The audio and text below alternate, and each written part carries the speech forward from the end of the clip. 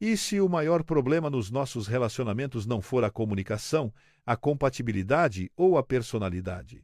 E se o verdadeiro problema for que nós esquecemos o que o amor realmente é? Para onde quer que a gente olhe, as pessoas falam sobre o amor.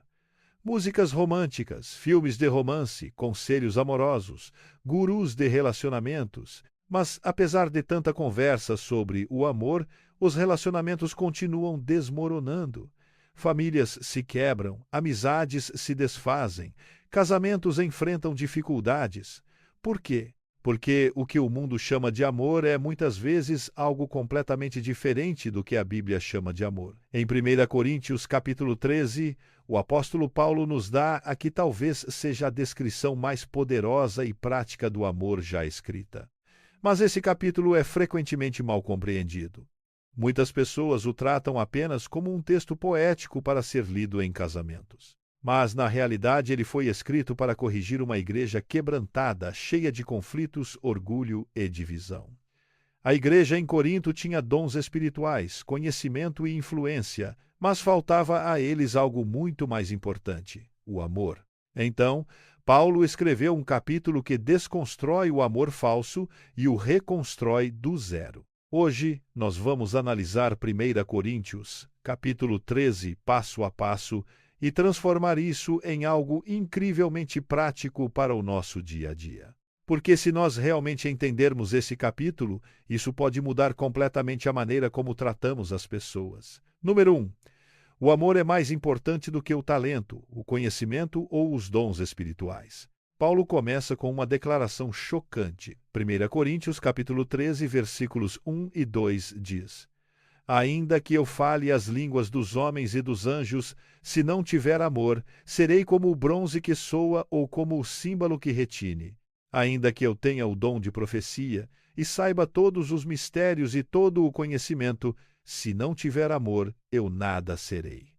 Pense bem sobre isso. Você pode falar lindamente, entender de teologia profunda, ser incrivelmente inteligente, ter dons espirituais poderosos, mas sem amor, Paulo diz que isso não significa nada. Não significa pouco, significa nada. Isso é desconfortável, porque nós vivemos em um mundo que celebra o talento e a habilidade. Alguém pode pregar sermões incríveis, liderar o louvor com poder, ensinar a Bíblia de forma brilhante e ainda assim falhar na área mais importante de todas. Jesus enfatizou essa mesma verdade no Evangelho de João, capítulo 13, versículo 35. Ele disse: Com isso todos saberão que vocês são meus discípulos, se vocês se amarem uns aos outros. Repare no que ele não disse. Ele não disse que as pessoas reconheceriam seus seguidores pelo conhecimento, pela frequência nos cultos da igreja ou pelos dons espirituais. A marca registrada de um cristão é o amor. Imagine duas pessoas. Uma sabe todos os versículos da Bíblia de cor, mas trata os outros com grosseria.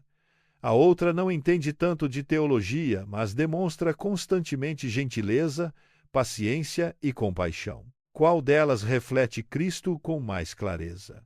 A resposta de Paulo é óbvia. O amor não é um bônus opcional no cristianismo. Ele é a prova central de que Cristo está verdadeiramente nos transformando. Número 2. O amor não é um sentimento, é uma escolha que você pratica diariamente.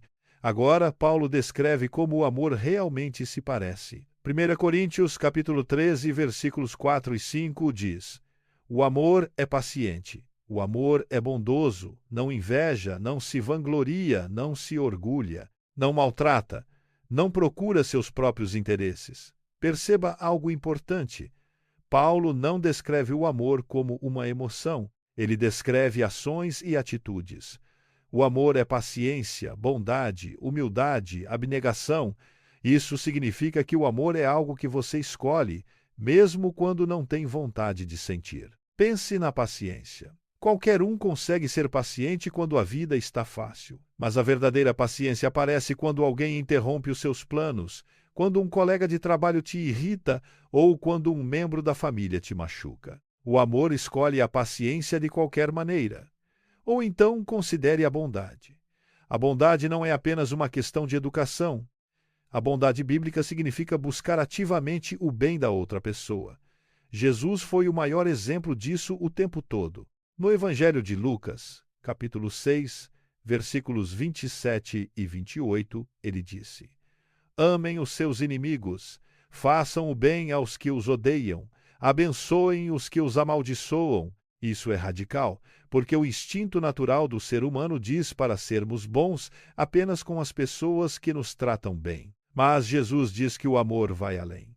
O amor escolhe fazer o bem mesmo quando isso não é merecido, e foi exatamente isso que Deus fez por nós. Romanos capítulo 5, versículo 8 diz: Mas Deus demonstra seu amor por nós pelo fato de Cristo ter morrido em nosso favor quando ainda éramos pecadores. Deus não esperou até que fôssemos merecedores do amor. Ele escolheu nos amar primeiro. Isso quer dizer que, toda vez que nós escolhemos a paciência, a bondade ou a humildade, nós estamos refletindo o coração de Deus. Número 3. O amor se recusa a manter um placar das ofensas. Uma das frases mais práticas de todo o capítulo aparece em 1 Coríntios, capítulo 13, versículo 5. O amor não guarda registro de erros. Essa frase descreve algo que nós muitas vezes fazemos sem perceber. Nós mantemos um placar mental. Nós nos lembramos daquele comentário maldoso de 3 anos atrás, daquela traição de um amigo, daquele erro que o marido ou a esposa cometeu há muito tempo, e às vezes nós jogamos isso na cara durante as brigas. Mas Paulo diz que o verdadeiro amor não mantém uma lista atualizada de ofensas. Por quê? Porque o amor entende o que é o perdão. A carta aos Colossenses nos dá uma ordem poderosa. Colossenses capítulo 3, versículo 13 diz: Suportem-se uns aos outros e perdoem as queixas que tiverem uns contra os outros. Perdoem como o Senhor lhes perdoou. Pense um pouco sobre isso. Deus não nos perdoa mantendo em segredo um arquivo oculto dos nossos pecados. O Salmo 103, versículo 12 diz: Assim como o Oriente está longe do Ocidente, assim ele afasta de nós as nossas transgressões. Deus escolhe não jogar os pecados perdoados na nossa cara. E Paulo diz que o amor faz exatamente a mesma coisa. Isso não significa fingir que o erro nunca aconteceu, mas significa se recusar a usar o passado como uma arma. Imagine quantos relacionamentos mudariam se as pessoas parassem de reabrir velhas feridas. O amor não nega a dor, mas se recusa a alimentar o ressentimento. Ele sempre escolhe o perdão. Se essa mensagem está te ajudando a enxergar o amor de uma forma diferente, tire um momento para interagir com o nosso canal. Se isso abençoou a sua vida, deixe o seu curtir no vídeo, comente: Senhor, me ensine a amar assim, e compartilhe isso com alguém que precisa de encorajamento no dia de hoje. E se você quer mais ensinamentos baseados na Bíblia, que tornam as Escrituras mais práticas, inscreva-se no canal Bible Fix. Agora, vamos continuar. Número 4. O amor celebra a verdade, e não apenas os sentimentos. Outra frase deste capítulo é incrivelmente importante para a nossa cultura moderna. 1 Coríntios, capítulo 13, versículo 6, diz: O amor não se alegra com a injustiça, mas se alegra com a verdade. Hoje em dia, muitas pessoas definem o amor como uma aprovação total, mas a Bíblia define o amor de uma forma diferente. O amor celebra a verdade, e não apenas o conforto. Imagine um médico que descobre uma doença perigosa, mas se recusa a dizer qualquer coisa porque não quer chatear o paciente. Isso é amor? É claro que não. O silêncio diante do perigo não é bondade, é negligência. O amor verdadeiro se importa o suficiente para proteger as pessoas do mal. A Bíblia frequentemente conecta o amor com a verdade. Efésios capítulo 4, versículo 15 diz: falando a verdade em amor. Preste atenção neste equilíbrio. A verdade sem amor se torna dura. O amor sem verdade se torna vazio. O amor bíblico mantém os dois caminhando juntos. Jesus demonstrou isso perfeitamente no Evangelho de João, capítulo 8. Quando uma mulher flagrada em adultério foi trazida até ele, Jesus fez duas coisas. Primeiro, ele a protegeu da condenação. Depois, ele disse a ela: vá, e de agora em diante não peque mais. João, capítulo 8, versículo 11.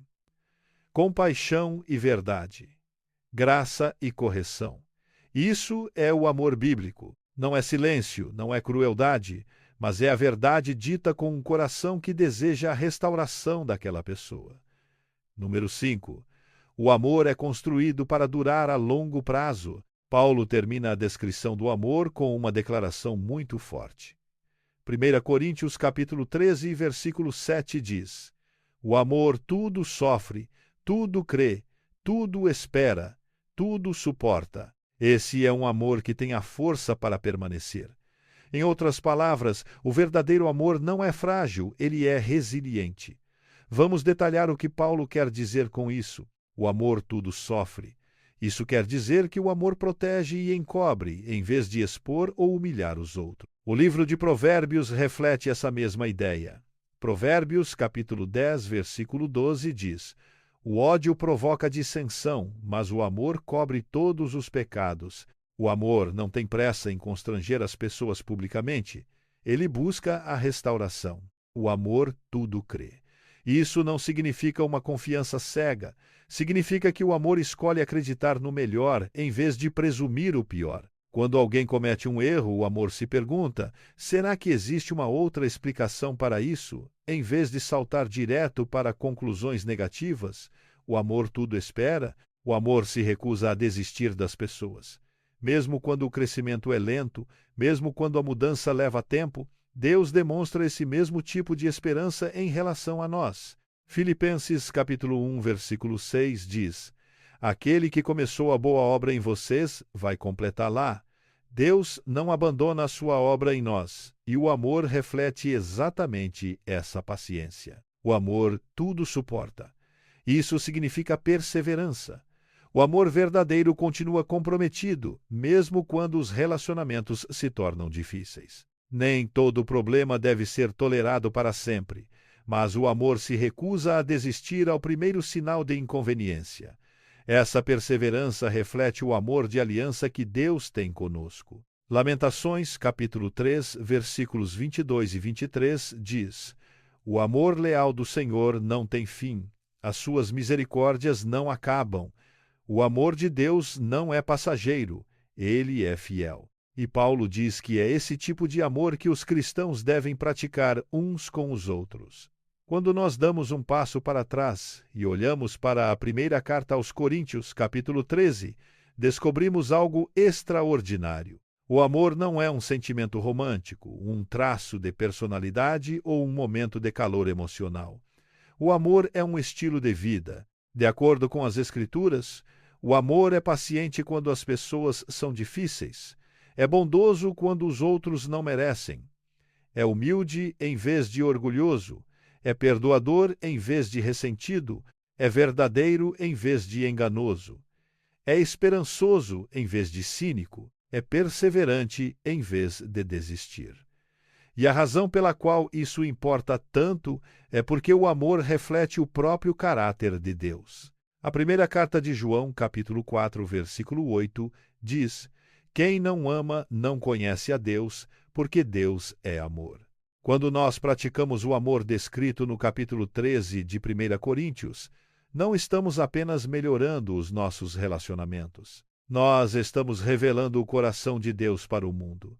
E em um mundo cheio de raiva, divisão e egoísmo, esse tipo de amor é muito poderoso. Se esta mensagem te encorajou e te ajudou a entender o amor bíblico com mais clareza, deixe o seu curtir no vídeo, comente: Senhor, me ajude a amar assim, e compartilhe isso com alguém que precisa de encorajamento hoje. E se você deseja mais conteúdos baseados na Bíblia, que tornem as Escrituras claras, práticas e transformadoras, inscreva-se no canal Bible Fix, porque, às vezes, os maiores problemas da vida não precisam de soluções complicadas. Às vezes, a verdadeira solução é redescobrir o que o amor realmente significa.